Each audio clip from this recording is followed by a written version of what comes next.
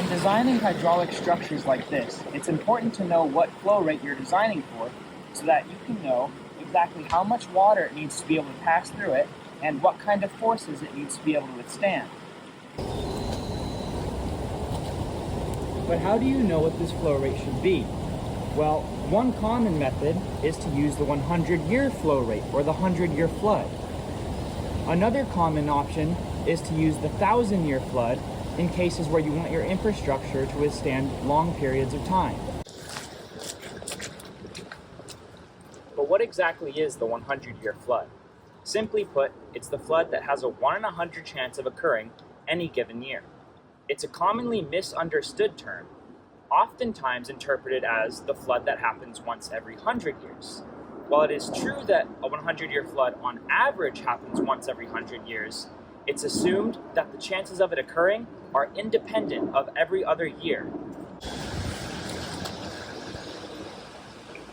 But how exactly do you calculate the recurrence interval for any given event? Well, there's two main ways. There's the Weibull's method and the log-Pearson-3 method. Both of these methods require you to have some sort of record of the flow for every given year. For calculating flood probability using Weibull's method, you take your data of peak flow events for however many years you've collected data for, and the only two things you need to know are n, the number of events recorded, and m, how the events rank.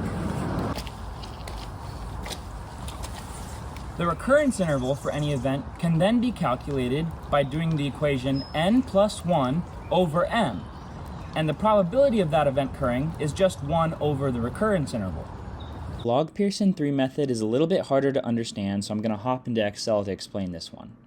First off, we're assuming that the probability distribution for the flood events is following the log-Pearson-3 distribution. Here's what the graph looks like. The probability is on the y-axis, and the magnitude of the event is on the x-axis. You can see here that there's some event with the high probability of occurring, and as you get to more and more extreme events, the probability decreases. Here I've downloaded some USGS data for some random river in Colorado. I can't remember.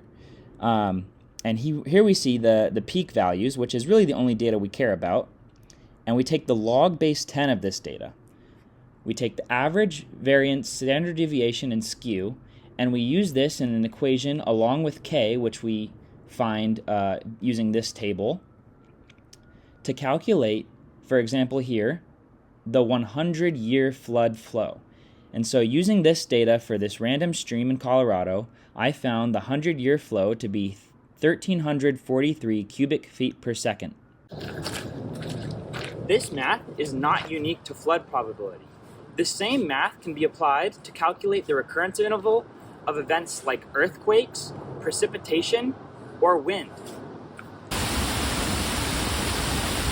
It's important to know the size of an event you're designing for any structure that may be in contact with water. Examples include weirs, culverts, drains, bridges, or really any structure for that matter.